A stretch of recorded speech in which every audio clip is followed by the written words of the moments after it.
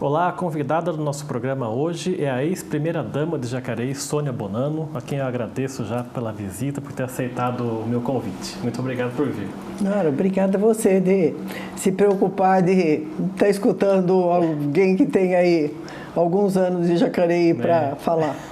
Vamos começar a nossa conversa um pouco sobre a sua trajetória, né? A senhora é de uma família vindo de italianos. Queria que a senhora falasse um pouco sobre os seus pais aqui em Jacareí, que tem muito a ver também com o bairro Jardim Santa Maria, né, aqui de Jacareí. Isso. Meu avô comprou essa propriedade aqui em Jacareí e a gente não sabe bem por que ele veio da Itália, mas acha que ele veio até em boas condições financeiras, porque ele veio e comprou terras. Não só aqui em Jacareí, em outros lugares e tal, afinal comprou aqui. E quando meu pai se casou, veio com a minha mãe para cá e aqui se fez a nossa família. Ele comprou essa propriedade em 1924, que nós estamos perto de 100 anos, 100 tá? anos.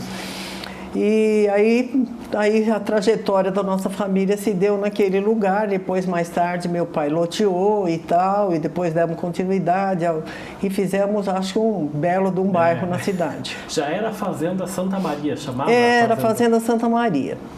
Eu uma vez li num livro antigo que tinha de Jacareí, que não sei quando essa fazenda teria sido de José Bonifácio.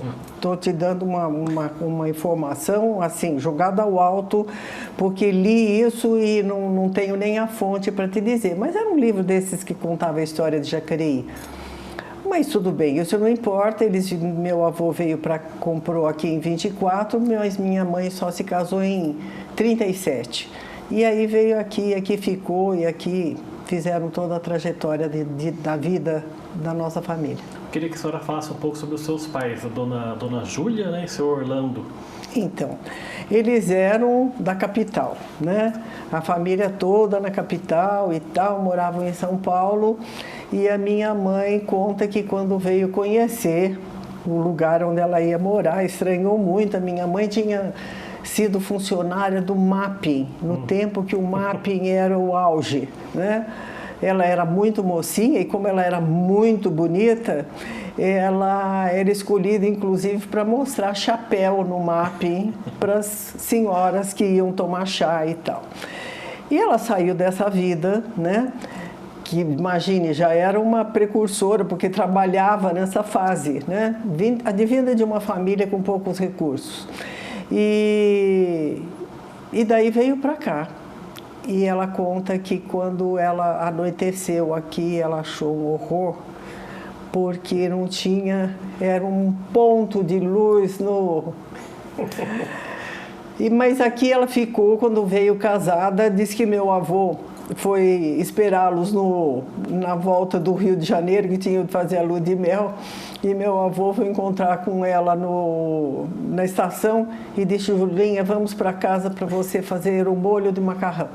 Minha mãe não sabia nada de cozinha, mas ela, com o passar dos anos, ela gostava mais da terra do que meu pai. Meu pai gostava de ir para São Paulo e ficar lá, tinha todos os parentes lá e tal, mas ela se apaixonou por Jacareí e gostou de ficar aqui muito, ela amava a cidade. É uma família grande? A senhora tem irmãos? Eu tenho mais 3 irmãos e uma posticinha que veio para nós já muito novinha e está conosco, faz parte da nossa família também, é nosso sangue já. O que a senhora lembra da sua infância? Jacareí dos anos 40, Jacareí dos anos 50, o que a senhora se recorda? Olha, eu sou nascida de 45 e a gente tinha uma vida de muita liberdade, dentro das possibilidades. A gente morava na fazenda e na fazenda a gente só vinha para a cidade ou de charrete, que a gente vinha muito para a cidade de charrete, ou dependia do meu pai com carro. Então a nossa frequência de Jacareí era escola, basicamente, e voltar para casa. Com o passar dos anos, a gente teve uma época que a gente saiu da fazenda e viemos morar no centro da cidade. E aqui as minhas irmãs se casaram, eu sou a última, nós somos em 4 e eu sou a mais nova, a caçula. E todos nós nos casamos e aí tocamos a nossa vida a partir disso.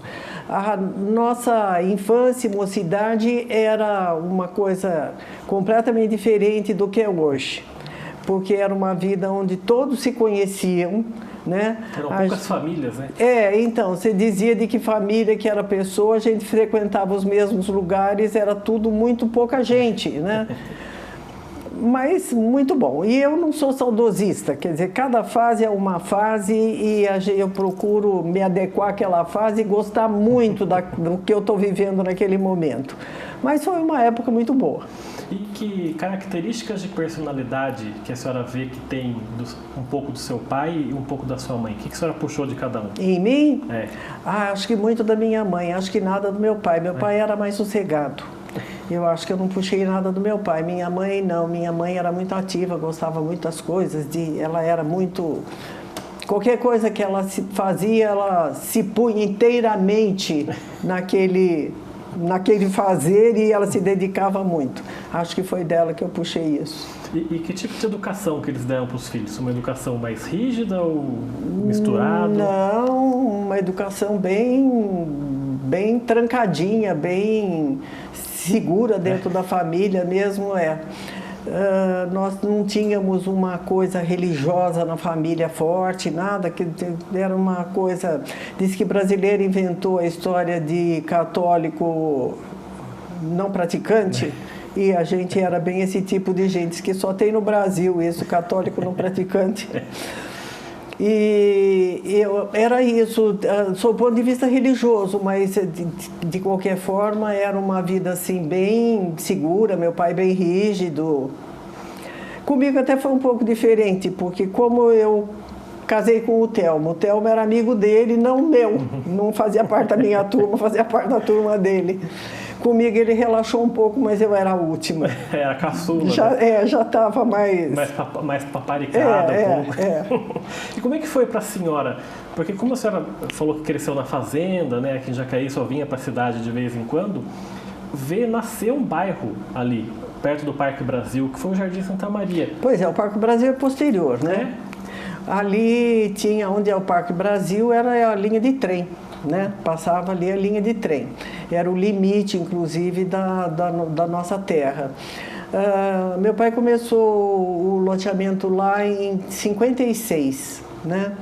E ele fazia ele planejou aquele bairro. Nós costumamos dizer que meu pai, embora a gente achasse ele uma pessoa muito... que não discutia questões de política nem de nada, mas ele tinha uma visão do mundo muito precoce, porque ele falava 2 coisas básicas.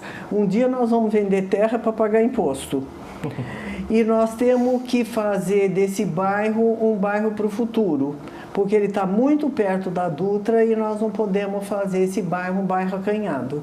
Então foi projetado em 56 aquele bairro com aquelas ruas daquela largura, né?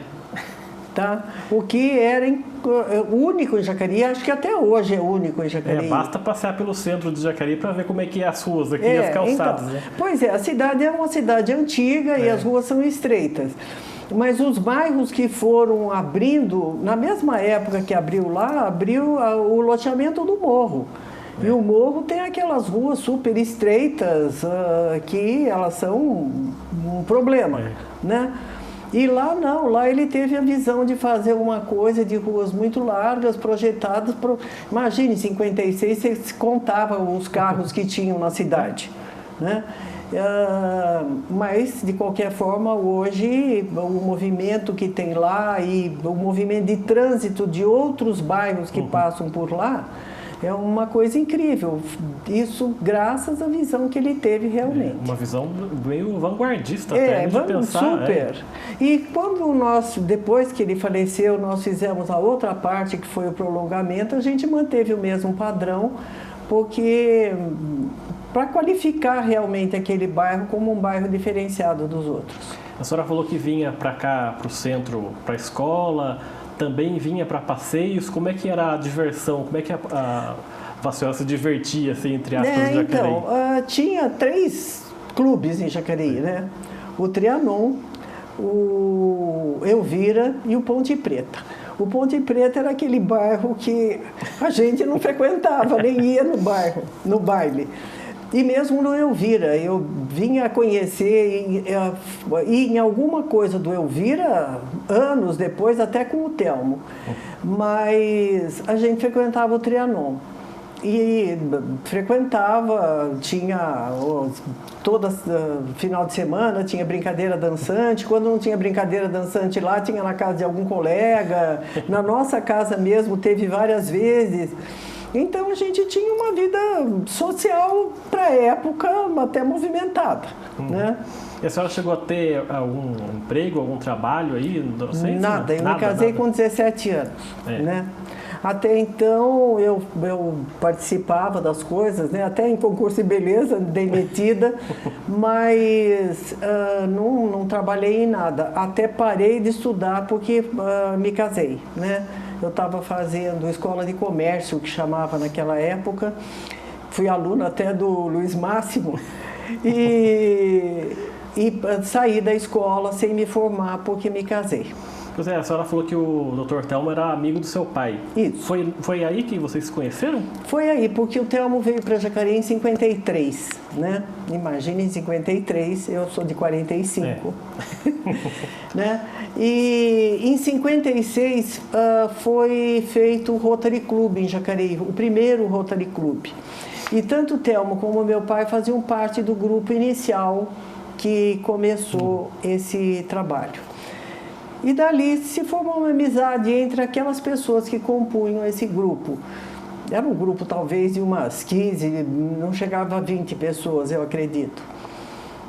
E isso deu uma certa proximidade para aquele grupo, né? E aí a gente se conheceu por causa disso. Eventualmente eu ia com o meu pai em alguma festa, em alguma coisa do próprio clube, e daí conheci o Telmo. Mas aí a senhora com o quê? 10 anos de idade? Pois é, em 56 eu tinha 11 anos. E ele era 20 anos mais velho que a senhora, 20 anos mais velho que eu. A minha irmã, a Raquel, foi casada com o Geraldo, que também fazia parte desse grupo, o Geraldo Habib. Ele era dono da loja da Bolívia, que vendia tecidos. E ela namorava com ele, que também era muito amigo do Telmo. Então a gente começou a ter uma relação de amigos, porque eu era muito pequena, uma nova, né? E com o passar do tempo, ele chegou a ser meu médico, na verdade, porque quando minha mãe tinha algum problema, me levava lá. E depois o meu sobrinho nasceu e tal, ele era o pediatra, e isso foi sempre aproximando ele da família, né? Afinal, que aí a gente acabou, de uma hora para outra, houve aí um interesse e a gente acabou se casando.